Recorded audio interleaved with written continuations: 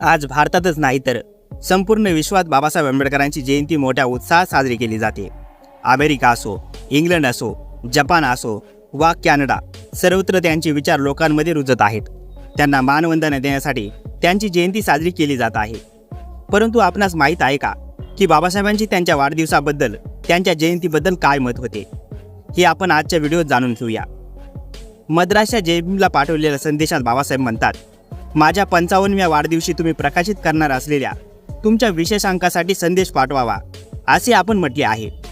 राजकीय नेत्याला प्रेषिताच्या पातळीवर नेऊन बसविले जाते, ही भारतातील एक दुर्दैवी वस्तुस्थिती आहे। भारताच्या बाहेर लोक आपापल्या प्रेषिताचे वाढदिवस साजरे करतात। येथे भारतातच फक्त प्रेषितांबरोबरच राजकारण्याचे जन्मदिन साजरे केले जातात। ही परिस्थिती केविलवाणी म्हणावी लागेल। व्यक्तिशः मला माझा वाढदिवस साजरा केलेला आवडत नाही।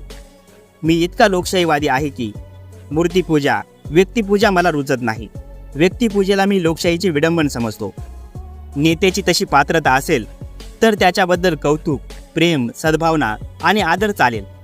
नेता आणि अनुयायी दोघांसाठी एवढे पर्याप्त ठरावे।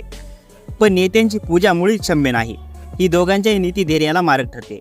पण हे सगळे मला येथे अप्रस्तुत वाटते।